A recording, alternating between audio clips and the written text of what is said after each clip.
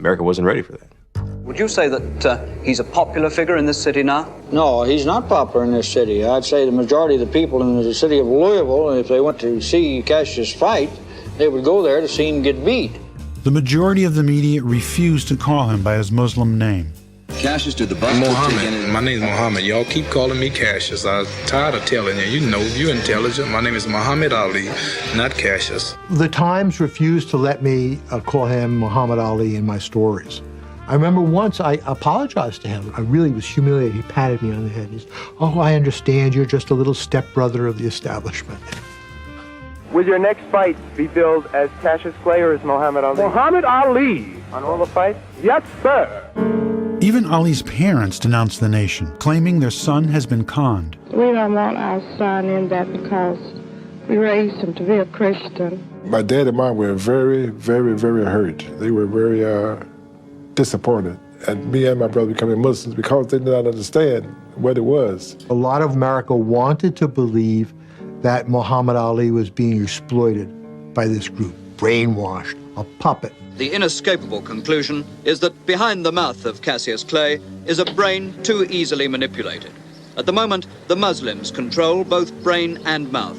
He's their finest propaganda instrument because he's the champion. Now that I'm a Muslim, now that he gave me the beautiful name of Muhammad Ali and took away that slave name of Cassius Clay, now I can go all over the world, all over the world. In May of '64, Ali tours Muslim Africa, where thousands acclaim him as their hero. But back in the States, he is still under attack for his religious beliefs and caught in the middle of a bitter feud between Elijah Muhammad and Malcolm X, as Malcolm quits to form his own organization. Malcolm X, the organization's angriest and most articulate spokesman, has quit.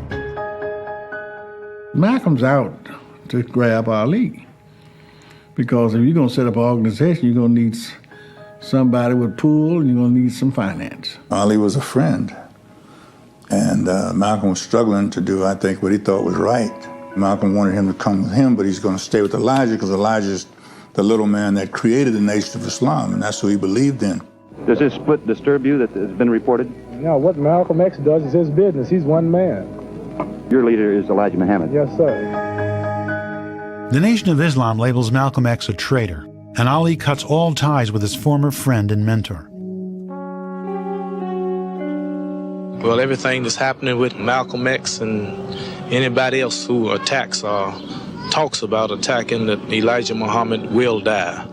No man can oppose the message of Almighty God verbally or physically and get away with it. The whole nation of Islam loved Malcolm, but when he turned on Mr. Muhammad, all the love we had turned against him. That's why I learned then the line between love and hate is very thin. Malcolm X is gunned down in Harlem on February 21st, 1965. Many will blame the Nation of Islam for the assassination, and even as those charges are denied, the turmoil follows Ali as he prepares for his rematch against Sonny Liston just 2 months after Malcolm's death. There is even talk that Malcolm's supporters will come for vengeance. Well, the basic rumor was that a carload of gunmen were on their way from New York to kill Muhammad Ali during the fight in the ring. And I remember asking Sonny Liston how he felt about that, and he said, well, I hope they're good shots. Nothing can stop me. As you know, I've been under all type controversy, all kind of pressures, rumors about hundreds of Malcolm X's boys coming to assassinate me in the ring, 300 policemen guarding me, people taking insurance on my life. Nothing worries me. This is nothing. Against a backdrop of rumors and threats, the fight takes on a symbolic resonance. Everyone now wants Liston to destroy the black Muslim. Sonny used to be the bad guy in boxing. But since Cassius Clay became a member of a black supremacist religious group, Liston has taken on the good guy role. Sonny Liston was a gangster. He was a thug. He was a criminal. Now he'll be the clean man and I'll be the villain. Everybody cheered Sonny Liston. Sonny Liston! I said, listen at that. They know this man is a known gangster. And here we are trying to be good people. Muhammad Ali! I said, ain't no way God gonna let us lose up here. They're staring at each other. There's the bell. Here's Wes Hodges. And Clay throws a right hand to the head and scores right away. Comes in. I said, Muhammad, let him remember the first fight. Go out and nail him. Boom, boom, hit him with a 1-2. Liston now is head bobbing and goes to receive. Just over a minute later, the fight comes to a sudden conclusion.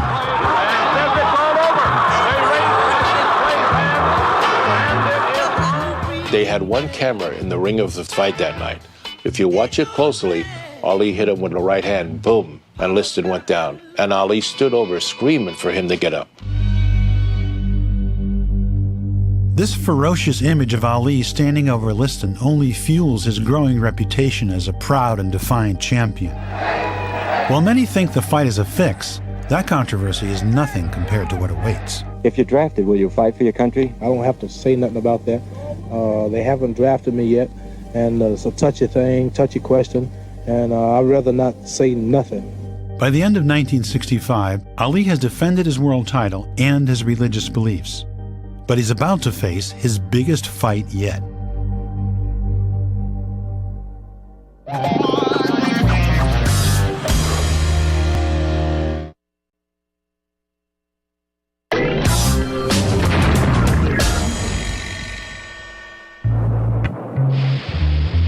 In 1966, the U.S. government sends almost 200,000 troops to Vietnam. Muhammad Ali, who's failed the Army's mental aptitude test, is not among them. But when the Pentagon changes the rules, the champ is reclassified 1A. He is now fit to serve. The moment that he heard that he was 1A, I remember I was there when he got the phone call. His reaction was not, I'm against that war. His reaction was, why me? I just don't understand yet how I can be reclassified as 1A without testing me in no way, just calling me like this. In other words, you think they called you only because you're the heavyweight champion? And a Muslim, too. In a cold sweat! Reporters swarm to get his reaction, and Ali makes a simple statement that will shape his destiny. Reporters said, how do you feel about going to the front lines? How do you feel about going to Vietnam? And then finally, so how do you feel about killing Viet Cong? I ain't got nothing against them Viet Cong. He told them he didn't have no quarrel with the Viet Cong. They never called him nigger, they never lynched him or raped his people. So he wasn't going into the army. Why should me and other so-called Negroes go 10,000 miles away from home here in America to drop bombs and bullets on other innocent brown people who's never bothered us? He was pouring gasoline on a fire that had just begun in America. Mr. Backlash, just who do you think I am? Raise my taxes, freeze my wages, and send my son to Vietnam. At this time, public opinion runs overwhelmingly in favor of the war. Ali's off-the-cuff remark is seen as a betrayal of his country and causes a firestorm of controversy. Most people in this part of Indiana support the war and support the draft. But it's also true that each day a celebrated figure like Cassius Clay remains a civilian, people also get more and more upset. Un-American. He's un-American. He's not a patriot. Do you think there's anything wrong in someone like Cassius Clay refusing induction? Yes, sir, I certainly do. Why? Because he's no better than the rest of us. In the spring of 1966, shortly after being reclassified, Ali appears before a local draft board judge. Citing his religious beliefs, the champ requests an exemption from military service as a conscientious objector. The religion of Islam means peace, and the religion do teach us that we don't pick up weapons which take the lives of other human beings. The judge rules in Ali's favor, but is immediately overruled by the draft board. Ali appeals the decision and turns his attention back to boxing. In February 1967, he defends his title against Ernie Terrell. I had one question I wanted to ask Terrell on the day of the weigh-in. The question was, what's my name, which is right, and he answered, Cassius Clay. So he knows that's not my name and I don't like it, so I'm going to have to whip him until he say Muhammad Ali and just ridicule him and shame him in front of the world. You can hear him just pop, pop, what's my name? Pop, pop, what's my name? Pop, What's my name? Throughout the fight, he's keeping this guy up. He could have knocked him out, and he's keeping on his feet just to punish him for not respecting him enough to call him Muhammad Ali. When he got through, he had carried his point. I mean, the man was beaten into submission, you know what I mean? You Muhammad Ali. 1 month after the fight, the Army Appeals Board votes to maintain Ali's draft status, and he's ordered to report for service immediately. Well, I have two decisions to make, and it's just up to me to which one I fear the most, the government or Allah. Muhammad Ali came to me, asked me, what about it? I said, I can only tell you what I did or what my father did, but you have to have your own conscience to do what you want to do. This is your life, and you have to make your own decision. April 28, 1967. Ali arrives at the induction center in Houston. With his career and his very freedom on the line, no one knows whether he will step forward to be drafted or refuse. I was standing outside the courthouse and wondering exactly what he would do at the last moment. It was never sure. There were lawyers involved and all sorts of negotiations with the government. It was really not clear until the very last moment. 3 times the champion's name is called. Each time, he refuses to step forward. Ladies and gentlemen, Mr. Muhammad Ali has just refused to be inducted into the United States Armed Forces.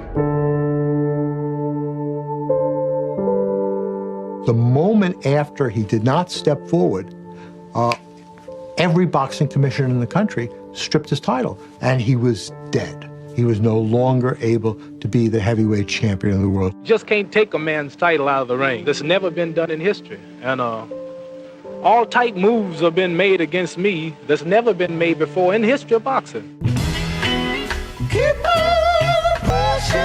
The backlash against Ali is now merciless. The man once heralded as an Olympic champion is being vilified like never before. Of course, they said he was a draft dodger. Everybody hated him for this cause. There were people who felt that he was a traitor to the country that had made him rich and famous.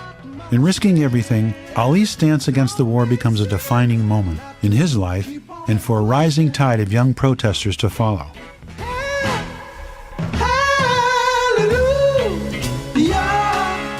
He said, I don't know what I'm getting myself into, but I know I'm right and I know Allah's with me. He never looked back. What made Muhammad Ali revolutionary, what made him the most distinct athlete of our or any time,